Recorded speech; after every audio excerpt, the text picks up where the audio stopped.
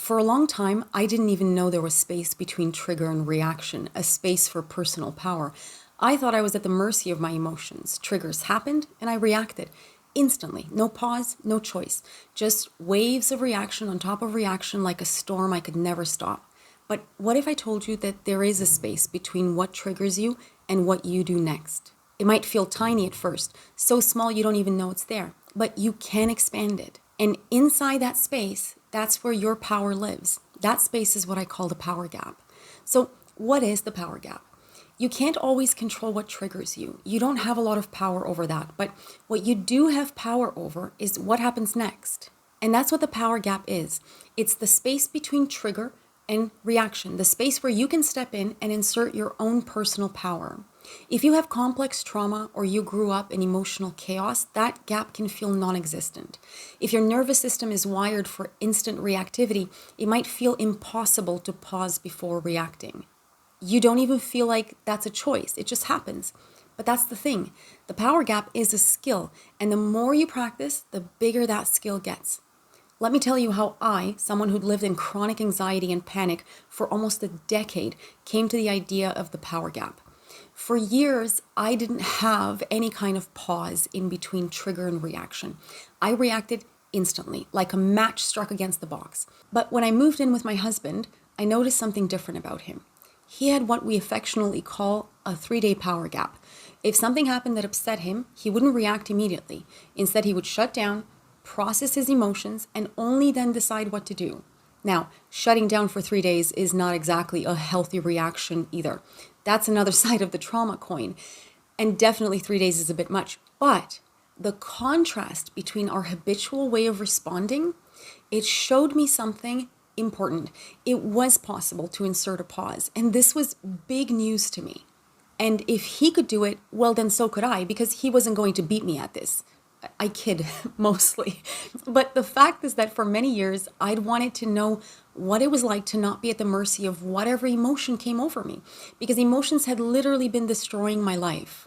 That's when I realized if he could create space before reacting, then I could too. There was clearly a way to do it. My reactions didn't have to be instant. I could widen the gap, and every time I did, I got a little bit more power back. Why does trauma make it so hard for us to pause? If you grew up in a traumatic or chaotic home, your nervous system is on a short fuse. When something happens, your brain doesn't calmly assess the situation. Instead, the emotional part of your brain hijacks everything and it launches you into an automatic reaction before you even know what's happening. For people like us, hearing things like, just take a deep breath before you react, that never really made sense to me, because when emotions came on that fast, where exactly was I supposed to find this magical pause button? Who was going to press it? It certainly didn't feel like I had control over it. But that's why I like the word power in the power gap, because it's about what you can do. It's about inserting your own control into a space that at first feels invisible, but over time can grow big enough to change everything. So how do you go from no gap at all to a place where you actually have control over your reactions? It takes some practice, that's for sure, especially if you've never used this muscle. But here's where you can start. Recognize the moment. The first step is just noticing when you're in a trigger response cycle. You don't even have to do anything yet. You don't have to change a thing. Just start observing when it happens. And once you've gotten the hang of recognizing what triggers you and when it happens, only then start to physically interrupt that pattern. When you feel yourself reacting instantly, do something small to break the cycle. Move, shift your body, change your breathing. Even a tiny pause, a hesitation on your part gives you more space than you had before.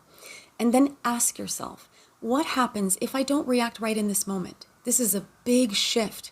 When we have complex trauma, we grow up thinking that if we don't react, something scary or dangerous can happen, or we can be abandoned, or we can be left behind.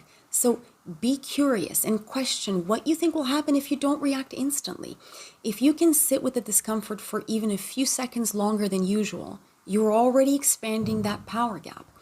Practice even when it feels small. At first, the pause might only be half a second. That's okay. Over time, that half second can turn into a full second, then 5 seconds, then a minute, and eventually you'll have space to decide who you actually want to be in that moment. Can you imagine? Eventually, you might get to my husband's level of expertise. But really, each time that you practice, your efforts compound and you get better and better at widening this gap of power for yourself. When I first started working on this power gap for myself, it felt impossible. But the more I practiced, the more space I created between my triggers and my reactions. And in that space, I found control. I found power, and I found me, the me that meant what I said and meant what I did when I reacted. So tell me in the comments, have you ever felt like your reactions are completely out of your control? I definitely want to hear your story. And if this video speaks to you, don't forget to subscribe. We're going to keep talking about how to reclaim your power one step at a time. You definitely have more power than you think. Use it. I'll see you in the next video.